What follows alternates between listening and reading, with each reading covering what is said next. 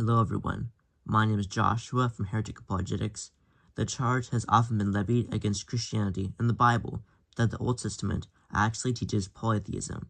A Christian or a Jew may cite passages in response like, "The Lord is one," from Deuteronomy 6:4, or "There is no God besides me," from Isaiah 45 verse 21, and call it a day. However, an atheist may cite passages like, "Who is like you among the gods, O Lord," from Exodus 15:11, or "I say, your gods," from Psalm 82 verse 6, and claim that Deuteronomy and Deutero-Isaiah were later attempts to cover up a polytheistic past.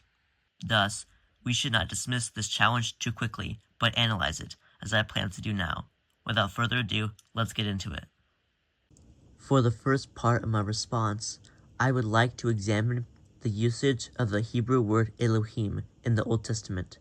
After all, this is the same word for God or gods used in both Psalm 82 and Deutero-Isaiah, along with many other passages relevant to this discussion. There are two main categories for uses of Elohim for things other than the one true God. Our first category is idols, non-existent false gods. We have a decent bit of passages calling the gods and the nations and their idols no gods at all.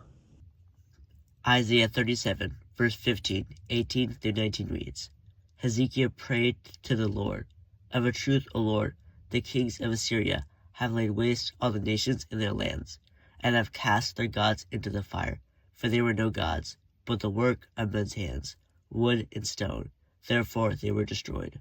On a similar note, we have passages which use an idol's senselessness and powerlessness to get across the point that these gods aren't real and shouldn't be feared.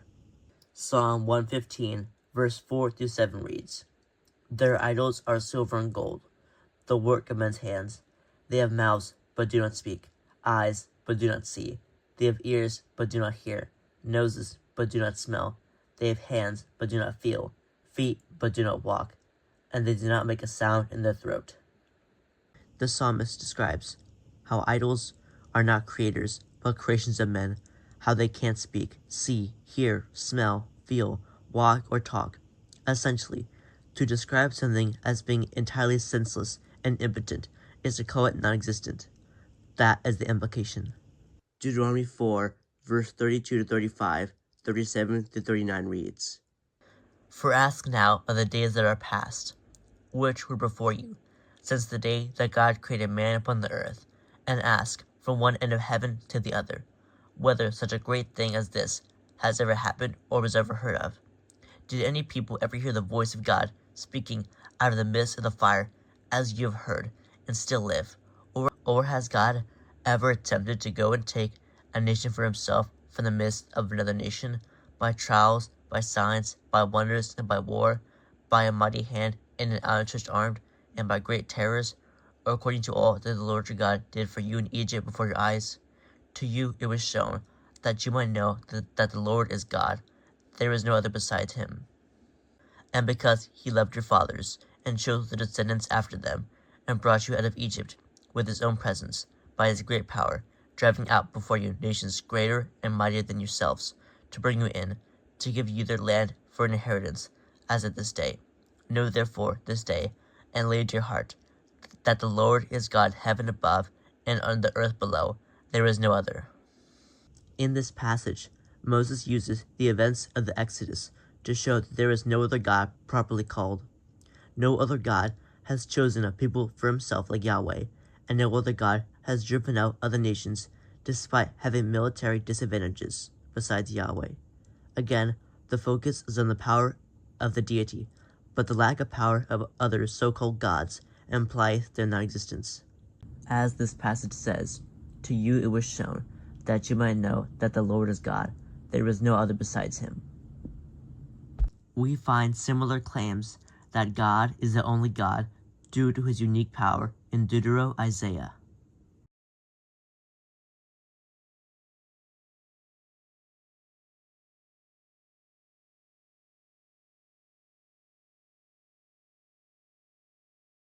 In all these passages, God bases the claim of his uniqueness on his unique ability to do certain things or have certain attributes, like existing before and after all things, and knowing fully the future.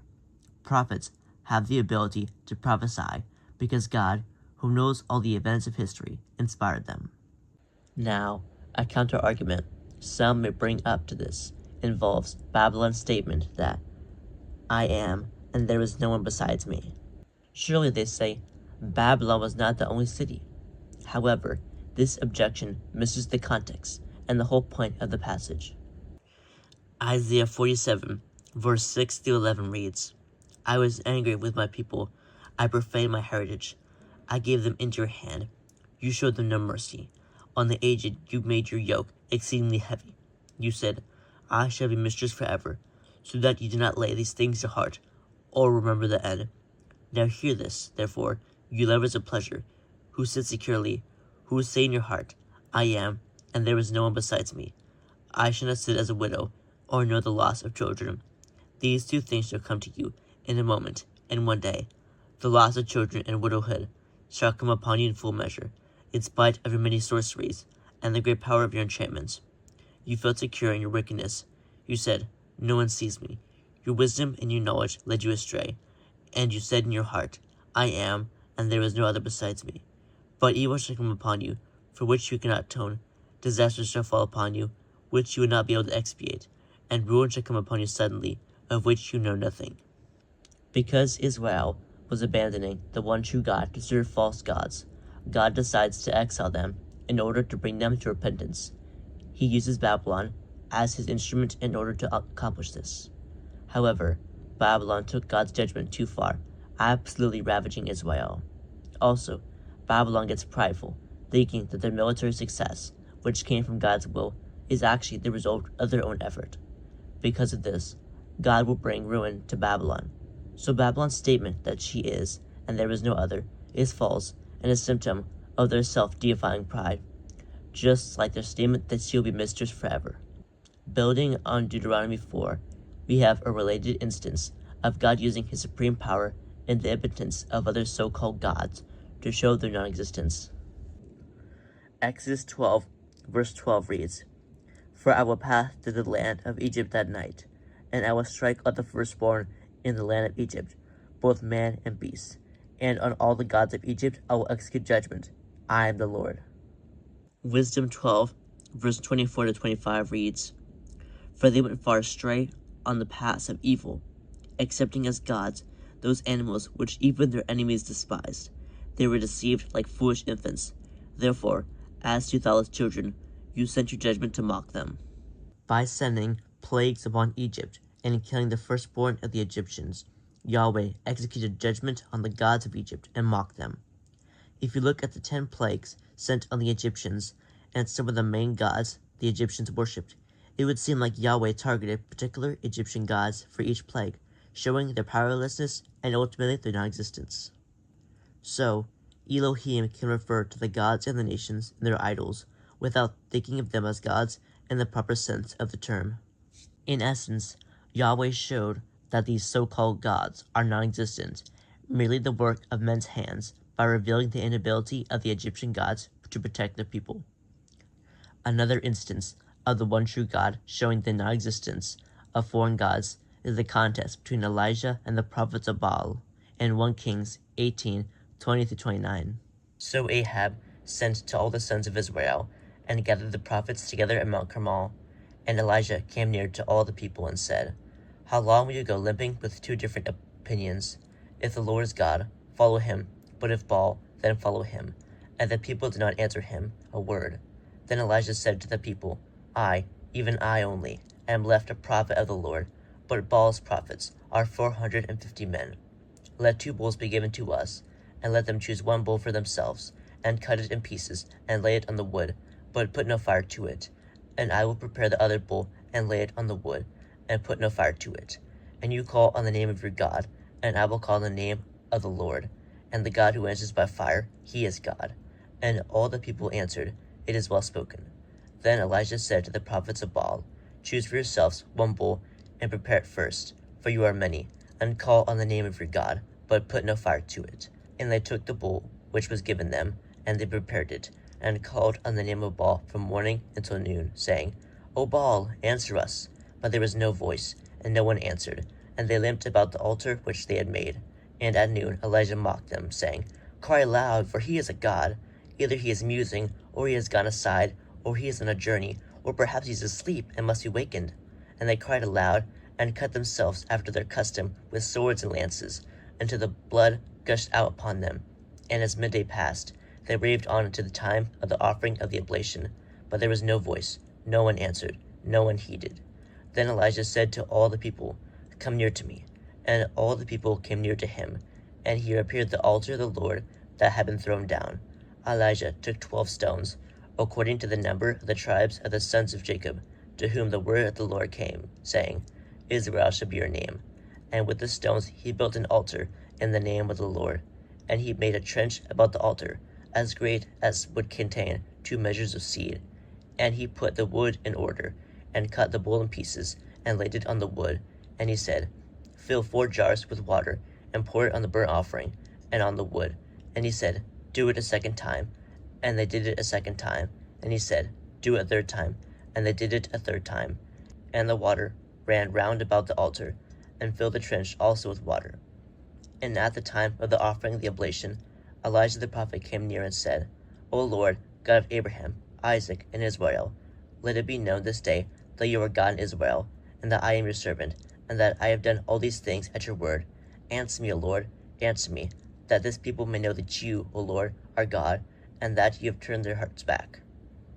Then the fire of the Lord fell, and consumed the burnt offering, and the wood, and the stones, and the dust, and licked up the water that was in the trench. And when all the people saw it, they fell on their faces, and they said, The Lord, he is God, the Lord, he is God. At a time when the Israelites were steeped in idolatry, Elijah, on his own, challenges the prophets of Baal to a contest to determine whether Baal or Yahweh is truly God. Notice the wording in verse 24, that whichever God answers is God, while the other is not. After the prophets of Baal invoke Baal to no avail, Elijah mocks Baal, saying, Maybe he is musing or relieving himself, or far away, or maybe asleep. In essence, Elijah's rhetorical statement is that Baal does not answer his prophets because he doesn't exist. Then Elijah prepares his altar, even digging a trench and pouring water in it to put himself at an even greater disadvantage. After prayer, fire comes from heaven, consuming the sacrifice and even drying up the water. After this, the people realize that Yahweh is the true God, not Baal. This episode perfectly shows the omnipotence of the true God compared with the impotence of false gods. Elijah is at such a disadvantage compared to the prophets of Baal. He alone faces off against 450 men, and he even puts water near the altar, when water usually puts out fire. Even when all the odds are stacked against Elijah, Yahweh still comes out on top with flying colors. Our second major category of use cases for Elohim for things other than the one true God is heavenly beings, known in Christianity as angels and demons. Deuteronomy 32, verse 16 to 17 reads, They stirred him to jealousy with strange gods. With abominable practices they provoked him to anger. They sacrificed to demons which were no gods, to gods they had never known, to new gods that had come in of late, whom your fathers had never dreaded. Using an appositional phrase, Moses calls these demons gods, yet not gods in the strict sense of the term. While idols are non-existent, there are real demonic forces which lurk behind them. Thus, when the Israelites disobey God and sacrifice to idols, they are actually sacrificing to demons. Psalm 106, verse 36 to 38 reads, They served their idols, which became a snare to them. They sacrificed their sons and their daughters to the demons. They poured out innocent blood, the blood of their sons and daughters, whom they sacrificed to the idols of Canaan, and the land was polluted with blood. A third mini-category is Elohim referring to humans. This category is called Elohim more so because certain humans have divine authority or appear to have divine characteristics. 1 Samuel 28, verse 13 to 14 reads, The king said to her, Have no fear, what do you see? And the woman said to Saul, I see a god coming out of the earth. He said to her, What is his appearance? And she said, An old man is coming up, and he is wrapped in a robe. When Saul conjures up the spirit of dead Samuel by means of a medium. The medium describes Samuel as a god coming out of the earth. Exodus 7, verse 1 reads, "And the Lord said to Moses, See, I make you as God to Pharaoh, and Aaron your brother shall be your prophet." The context of this passage, found in Exodus 3-4, is that God has chosen Moses to be the instrument by which God will free the Israelites from slavery in Egypt. God will send Moses to ask Pharaoh to let his people go, and when they refuse, God will send plagues on the Egyptians. Moses complains that his speech is not eloquent and that he is a speech impediment, so God makes Aaron his spokesman. Thus, this passage means that Moses will appear powerful before Pharaoh, with Aaron being Moses' representative. I hope you have enjoyed this video, and that, if you disagree with anything I have said, please explain your reason why in the comment section below. This is Heretic Apologetics. God love you all.